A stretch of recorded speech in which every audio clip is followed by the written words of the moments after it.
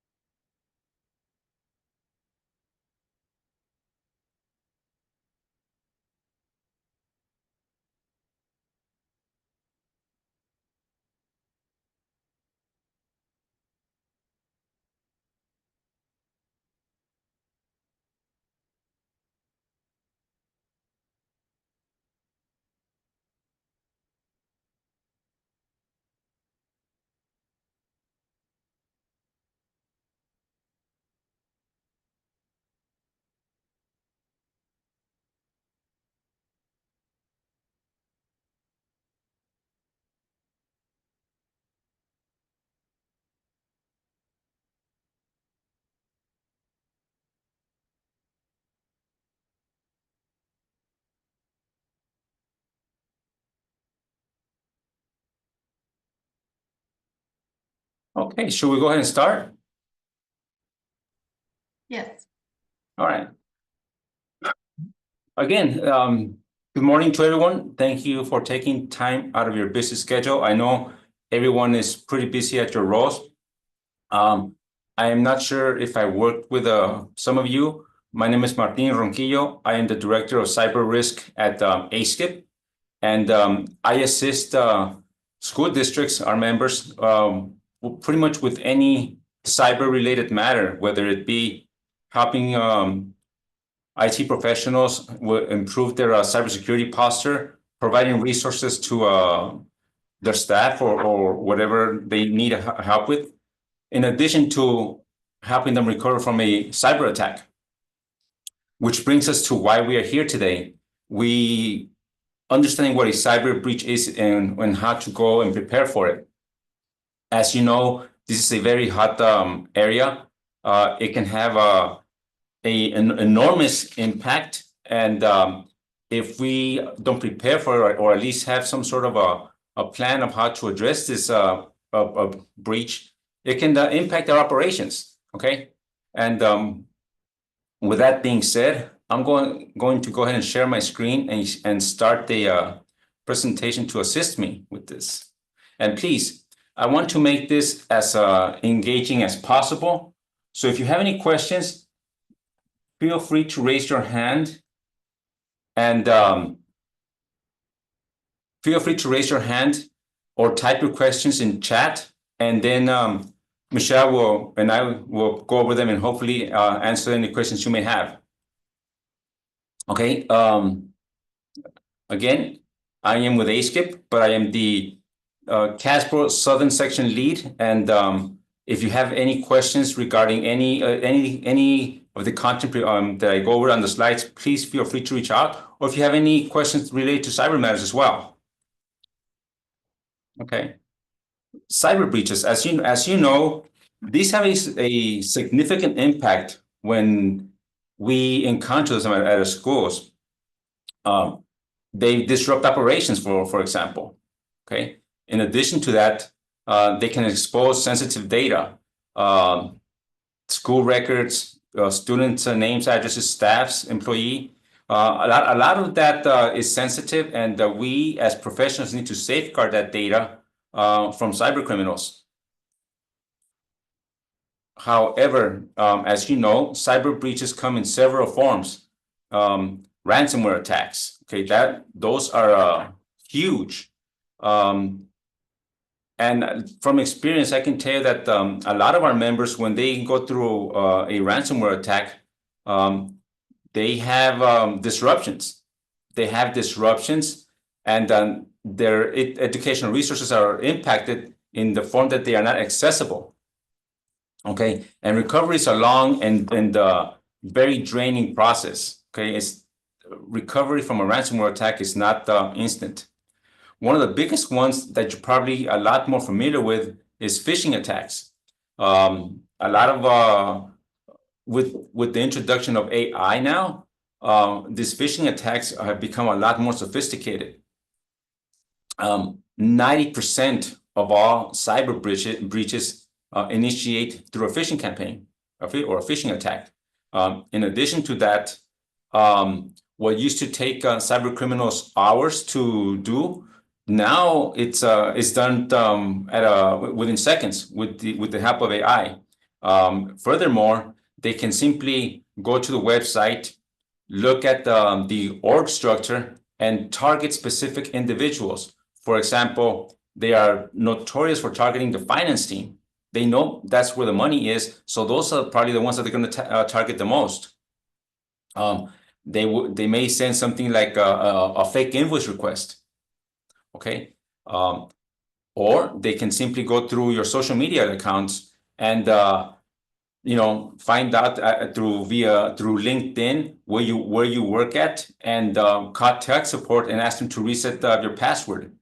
One of the major cyber attacks that occurred, I think it was last summer, the MGM Grand, that was done through a phishing attack that was conducted with the information gathered from the LinkedIn social media account that they had, and they were able to reset their password and gain access to the system. Okay, millions of dollars in the technology in place, army of IT resources, and it was social engineering that got the cyber criminals into the system. Data leaks, exposure to social security numbers. Data's gold for cyber criminals. This is what they're looking for. They are looking to see how they can get the data, and if possible, use it to the most of their ability. And it's not going to be for good. They're probably going to sell in the black market and use it for identity fraud, identity theft as well. It is important to know where you store your data and how you're going to protect it. Now, in addition to that, if you're not protecting your data, you may be in violation of a FERPA guidelines and HIPAA as well. That opens you up for a potential class action lawsuit. Okay, so these are things to consider when you think about cyber breaches. Okay, probably the most common ones are, as I mentioned, ransomware and phishing schemes. But what they're really after is data, because that's how they know that as professionals or administrators, we're going to probably pay to protect the data from getting out there. And one of the things that we discuss is we encourage school districts not to pay, because once your data's out, it's out. You cannot unring that bell. There's no way to enforce the data from becoming public in the black market. Okay, what are some of the indicators of a breach? We talk about unusual system activity. Okay, such as a server slow performance. It may crash suddenly. Okay, those are just some of the things to look out for when looking at a server that services applications, data access. That's what we got to look out for. In addition to that, maybe you find software that wasn't there before, that you're not aware about, that shouldn't be there. That could be an indicator that is being compromised. A lot of times when an attacker gains access to a server, they're not gonna launch the attack right away. They're gonna do reconnaissance to see if they can move laterally. Okay, what resources are what other resources are accessible? See if they can escalate their privileges, meaning get more rights onto the network, and see how they can manipulate those access that they have. Data anomalies. You may find that files have been moved around, in particular sensitive files, things like finance, payroll, HIPAA, those are things that these cyber criminals are after. Of course, network disruptions, one of the things that they like to do is conduct a denial of service attack or prevent you from accessing your network. In that sense, what usually happens is they try to get you to, if you want access back to your network, you got to pay me. Okay. With network disruptions, it may not be that evident. You may just simply see bandwidth spikes during odd hours, or you may access the resources, you may get internet access, but it may be acting extremely slow. Again, those are indicators that something may be wrong in the network. You may not have the resources available at that time. I am not sure if every school district has cyber insurance, but if you do, if you are suspicious of unauthorized activity in a network, call it in. Call it in. The worst thing that can happen is it was a false positive, or you may be preventing a bigger attack. Okay. Can you go ahead and launch the question poll 1, please? Great. Has someone at your district been a victim of a successful phishing attack?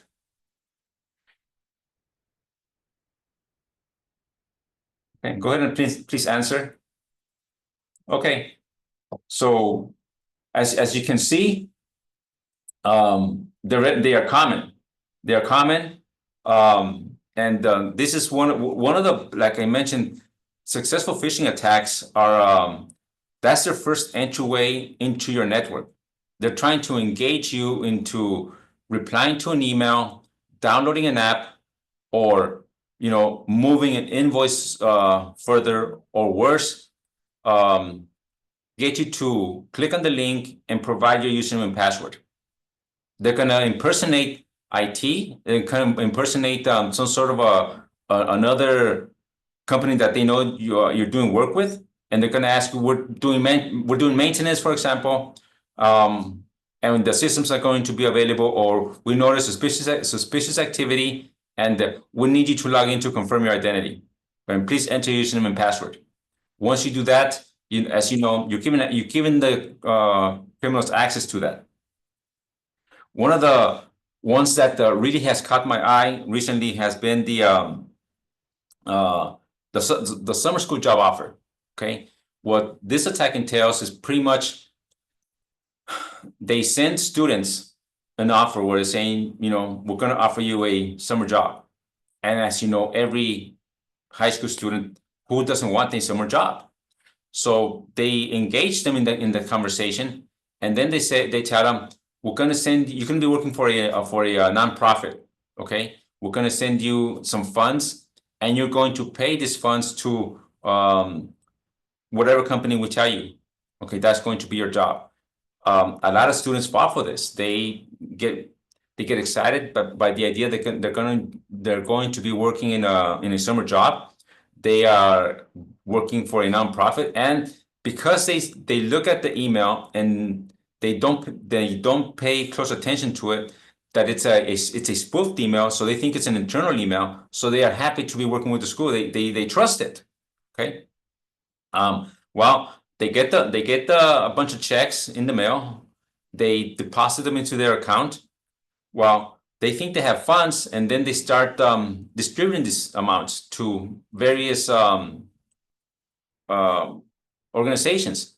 Now, when you get a check, the way banks usually work, when you get a check, it usually takes 3, maybe 5 days for a check to clear. When you make payments or transfer funds through your account, that's instant. Okay, so by the time those checks come back and they're bad checks, by that time the students are out of money. They usually send thousands of dollars away. Okay, by the time they realize they've been scammed, they're devastated. They come back to school administrator and say, hey, I got this email from the school, and now I'm out of money. So that's one of the most popular attacks that usually happens around April, May to start the summer. So we, again, cyber attacks, they are very timely. So that's one of the things we got to look out for. That's why one of the things that I usually inform our members, they don't happen at random. They know exactly when to launch these attacks. Another popular phishing attack that I'm sure you must have been aware about is the gift cards. Okay, I know most of you have heard. I got an email that said purchases gift cards and read me off the code so that the cyber criminal can cash them in. When that happens, think about it this way. Okay, when an attack like that happens, the analogy that I like to think about is if you're walking down a park and someone says, "Give me your wallet." They don't have a gun. They don't have a knife. They don't use any force. They simply say, "Give me your wallet." Okay. Is that robbery, or do you just fall for that statement that they made? Okay. You, at that point, you're willingly giving your money. Okay. Or your wallet in this case. That is the same thing with a phishing attack. If you willingly send funds or buy gift cards to a fraudulent account that's been spoofed, that's not something that more than likely you're going to get your money back. So we need to be very careful when training staff on phishing. Now, if the system gets breached, for example, if your school happens to be victim of a breach, they go into your account, into the district's IT resources, and they send emails from within the system. Now that's a breach. That is defensible. More than likely, you will get your money back. That will be covered. But if they send a fraudulent email through a fake email account and you send the money, that's basically you giving the money away. And that is one of the most difficult conversations that I sometimes have to have with members that's not covered. Okay.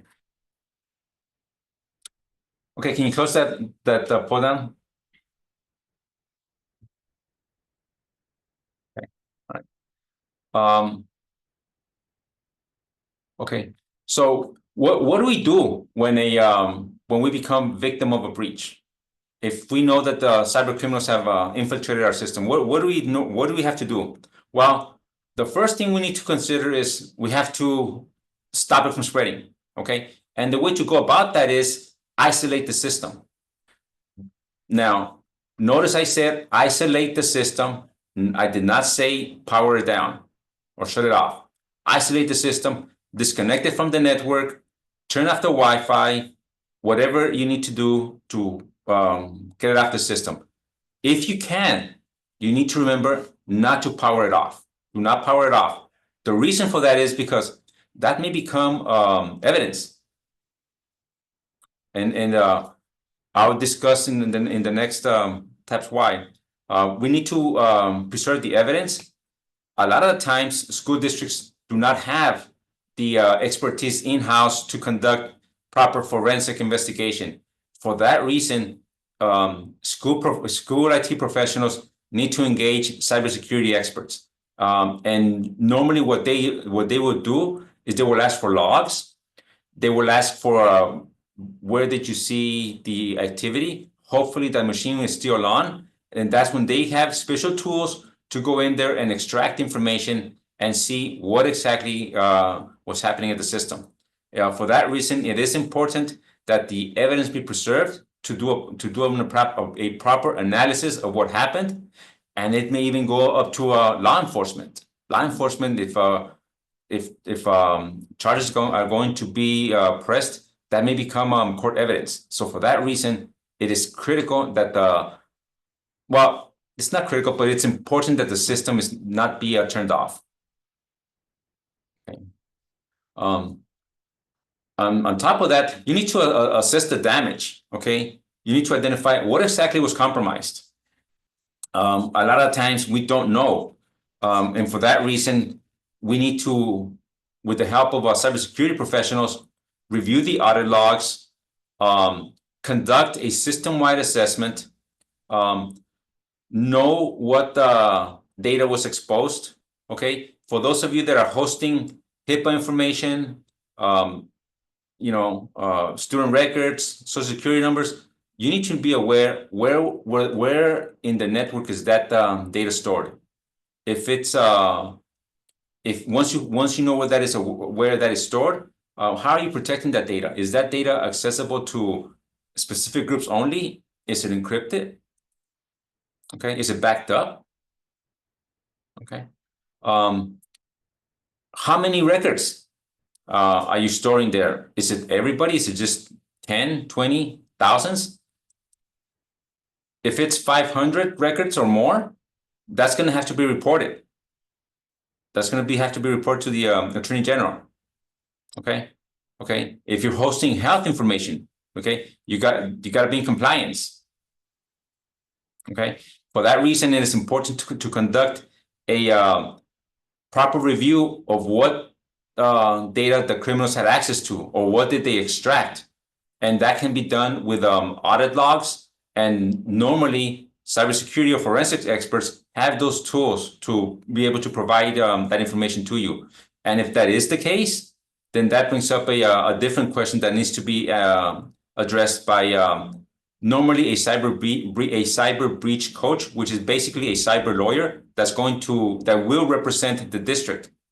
Okay. And I notice I keep emphasizing engage cybersecurity experts. Once you know you are a victim of a breach, timing is of the essence. The sooner you engage the cybersecurity experts, the better off you'll be. Can you launch the second poll question, please?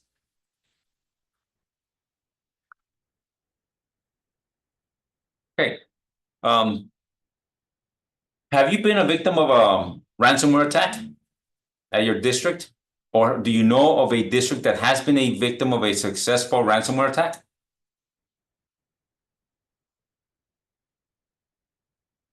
Okay. All right. A ransomware attack is basically, as you know, when a cyber criminal gets into your network and encrypts your data, or it looks like garbage. You're not able to open your data.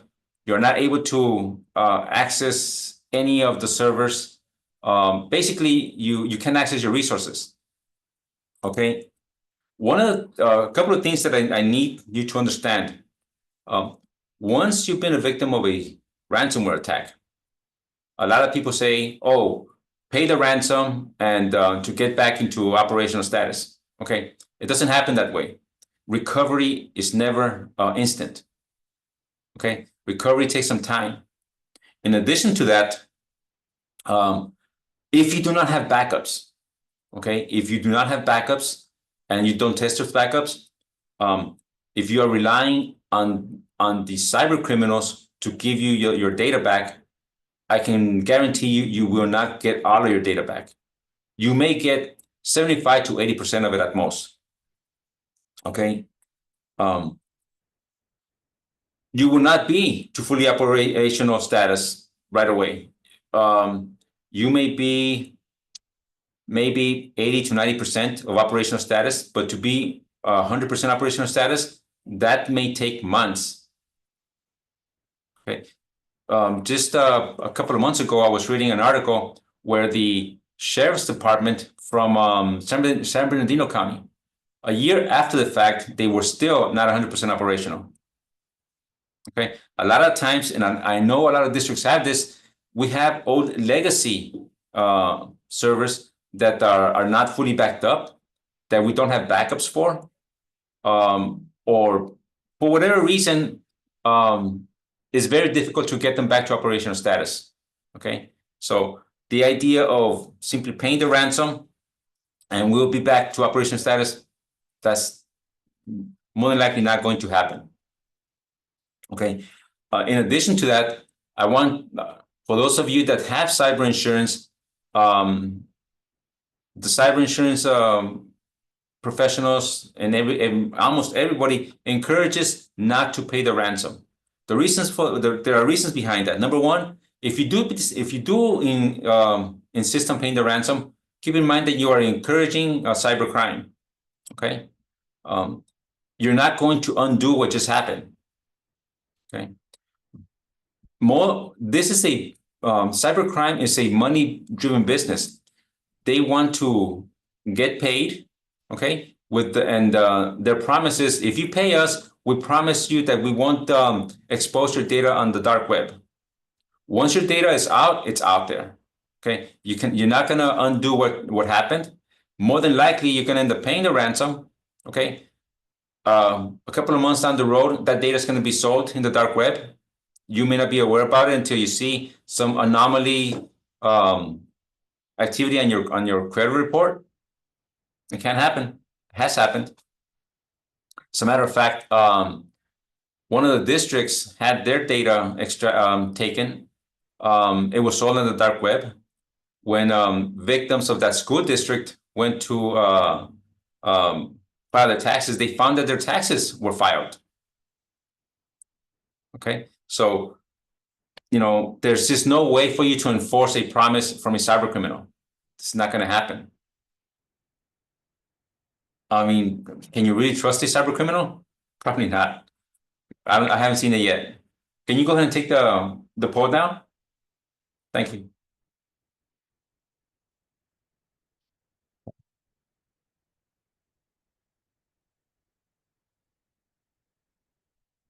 Sorry. Okay. What are the impact on key operations? Well, in the event of when a cyber breach occurs, the first thing that's going to be impacted is online learning. People are not going to be able to attend their classes. They're not going to be able to register. There is just your resources are not going to be available to them. Okay, you may not be able to communicate if your phone system is through the network. That's going to be unavailable. Okay, what are going to be the financial costs? Okay, how big was the impact of this breach? What systems were impacted? HR, finance, other IT resources. Okay.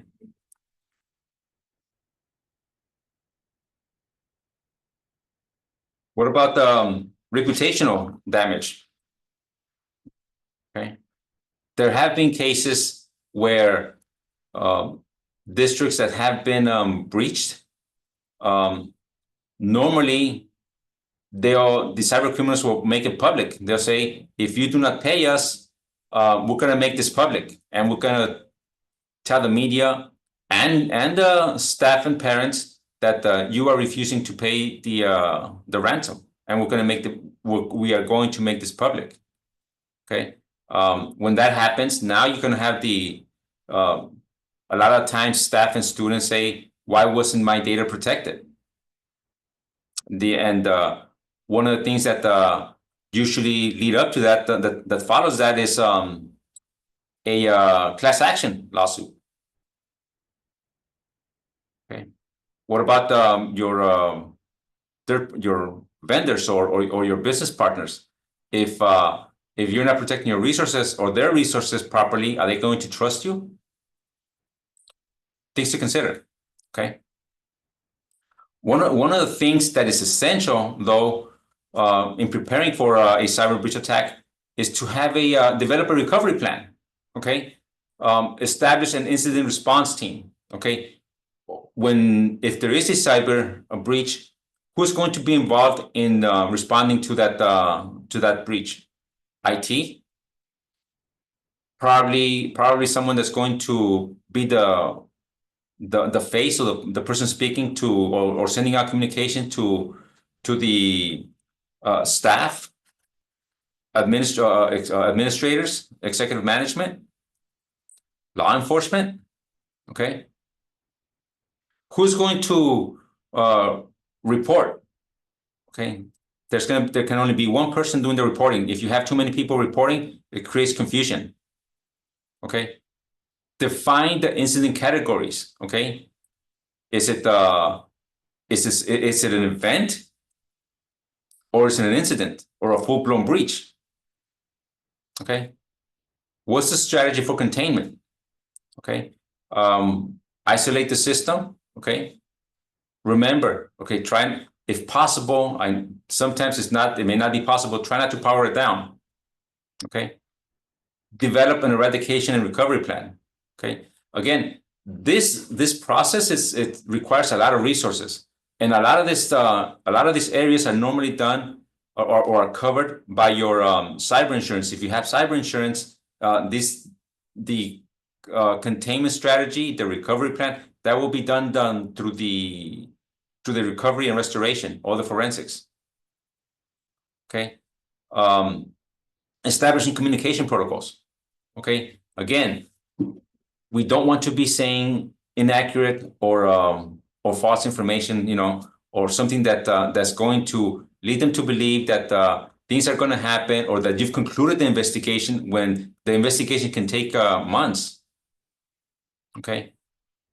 Conduct a post-analysis incident. What can you learn from it? Okay. Train and test your incident response plan.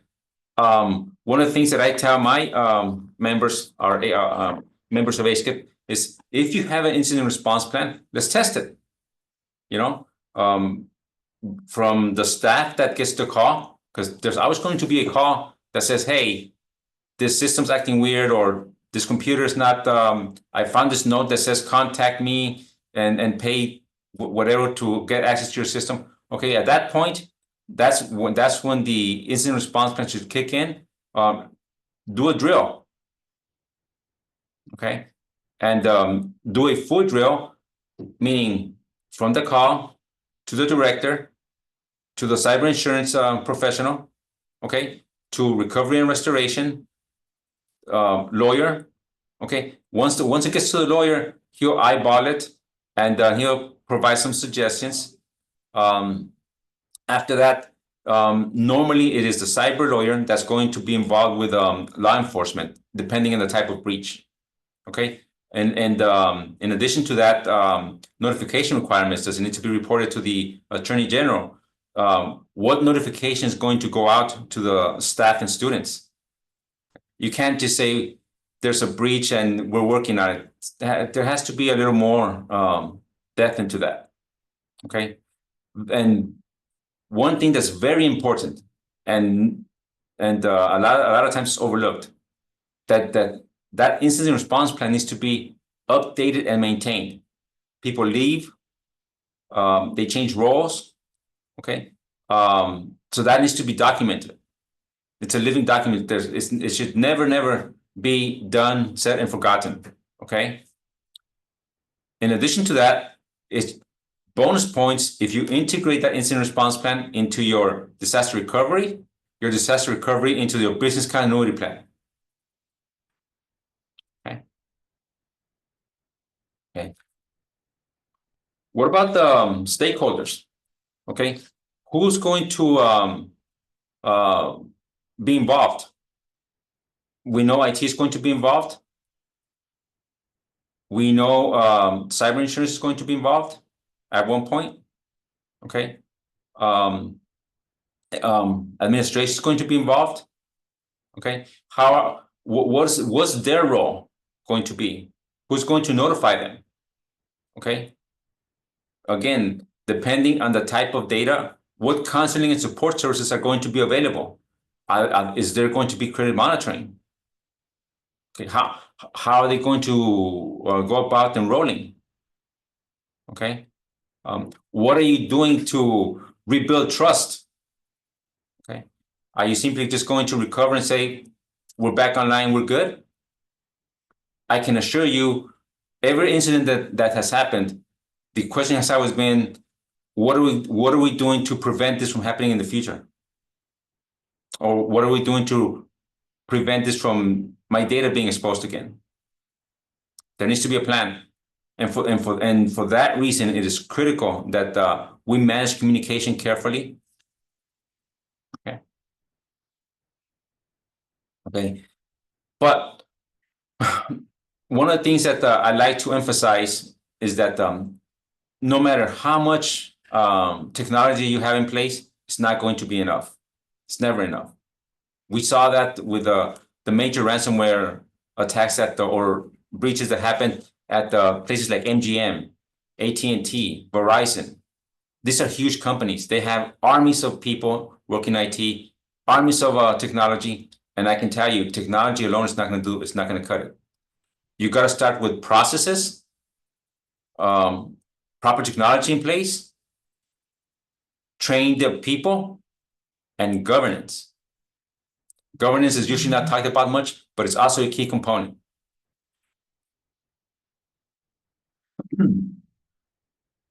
What about proactive processes? Okay, you got to have policies and procedures in place. Okay, have an incident response plan. If you don't have an incident response plan, start working on one. It can simply be a simple notepad with who are the key players, at least the name, phone number to reach them, and email. Okay, have some sort of compliance framework, whether it be NIST or ISO 27001. Okay, enforce your policies. If you don't have a policy, more than likely it doesn't exist. So have that in place. Okay, can you launch the third question, please?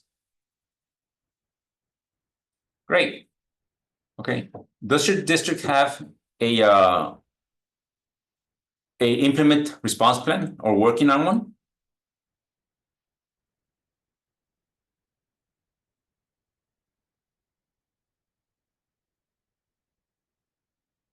Good. Again, if you don't have an incident response plan, at least start working on one. Okay, having a plan is basically in case of emergency, break glass. That's basically what that is. That will ensure that you get the resources you need right away. Okay. More importantly, it's going to define the roles and responsibilities of the key players. Who's doing what, basically. Okay. One person's not going to be able to do everything. And I know a lot of the districts are short-staffed. So for that reason, it is this imperative that you assign roles and responsibilities.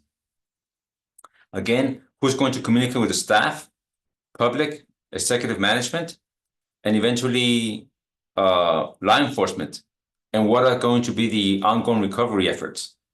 Okay, I highly recommend that the IT person coordinate or the PR person coordinate with the cyber breach coach any communication that goes out to the staff and public.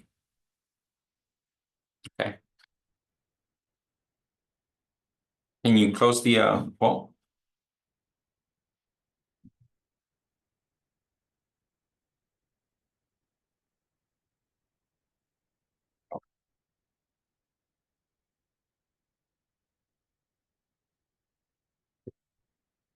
What about technology controls? What can we have in place? Okay, we talked about everyone knows about firewalls. Okay, we talked about the sensitive data. Know what type of data you have in place, and depending on the type of data, it's highly encouraged to encrypt it if it's HIPAA or sensitive data.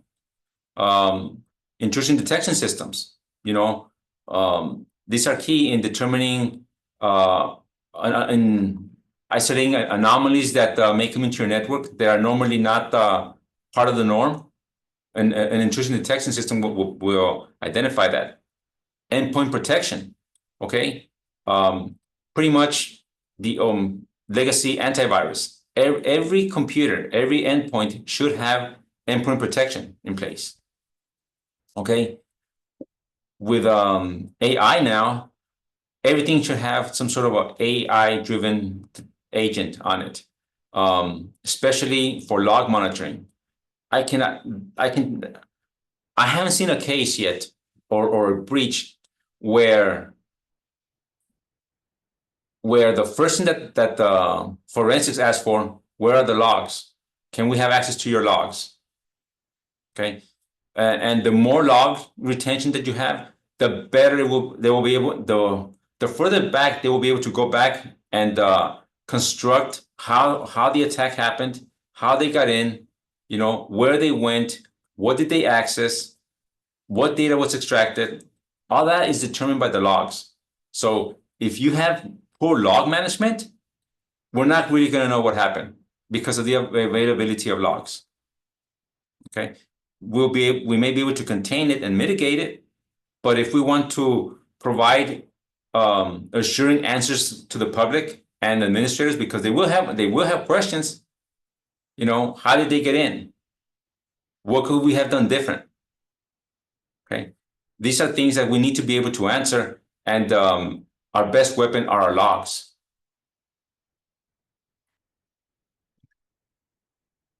Okay, proactive staff, you know, your staff is basically your last line of defense. Okay, they are going to be the ones that that call you and say, hey, I got this funny looking email, I believe it's phishing. What do I do? You as IT professionals should be able to go to a website and determine if it's a good email or not. I know that CISA has a portal where you can test for malware. Okay, what are you doing to stop to reduce the amount of phishing emails coming in? When was the last time you conducted a phishing campaign? Okay, are you encouraging staff to report anything, any suspicious activity, any emails that come in and that's requesting for username and passwords? Okay, if they click on something, do they feel that they're going to be reprimanded or lectured, or will they be intimidated? You should encourage an atmosphere where they'll be, you know, willing to report something. Okay. Or if you want to have a anonymous reporting system, then so be it. Okay. Again, the stronger or the more knowledgeable the staff and the users are of when it comes to cyber awareness, the better off you will be.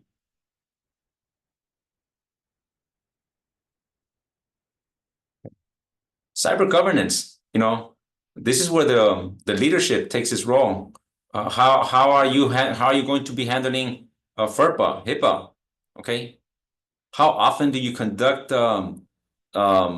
cyber assessments? A lot of companies, what they will do is they will conduct vulnerability external assessments of your public-facing resources. Those are good, but I highly encourage you to document your network. And in a lot of these assessments, a lot of these companies, I know I do for our members, we provide these assessments for free for our members, and say, hey, get this assessment done. It'll tell you if you have how many. First of all, it'll tell you what servers have not been patched. Okay, it'll tell you how many active accounts are on your network that haven't been used in the past year. When was the last time they reset their passwords? Do you have a strong password policy? Okay, you know, things of the sort. Anything that can help you document the network is going to be to your benefit. You know, there's nothing worse than asking IT professionals, hey, we noticed that you've been getting hit, and when was the last time you did an assessment? And the answer is, well, we haven't, or we haven't done it yet. You know, but you know, if you happen to get hit and you are aware of this of what vulnerabilities are in your network, you can say, hey, I was aware. We have a roadmap. This is where we're at. An assessment pretty much gives you the tools to prioritize what you want to engage first. You know, maybe implementing MFA. We know that is a huge undertaking. Okay, what about your backups? How are your backups being constructed? Are you storing the backups in the cloud? Are you storing them off-site on tape? When was the last time you tested those backups? Okay, I cannot tell you how many times districts have had a cyber breach attack, and they think they have backups, only to find out that the backups didn't complete, or they're corrupted, or they're just simply not accessible anymore. Okay, you need to make it a point to test your backups on a regular basis, whether it be monthly, quarterly. I cannot imagine anyone not testing their backups at least on a quarterly basis. Okay. And governance that's what's going to hold the board accountable. If they say they're going to have X policies in place for IT, if it's a policy, more than likely it's going to get done. Okay. Okay. Okay. I want to open it up now for Q&A. And I'm going to stop sharing my screen. First of all, do we have any questions from the audience? Okay. No questions. All right. I hope you enjoyed this webinar. Again, if you have any questions at all, feel free to reach out to me. I cannot give you any free services, but if you are in need of resources such as templates for incident response plans, or any templates on a policy, and if I'm able to share them, I'll be more than happy to do so. All you have to do is ask. Okay. Other than that, I appreciate. Team, we have a question in the Q&A. Okay, what is the question? Are phishing simulations a good practice for cyber attack preventions? Absolutely.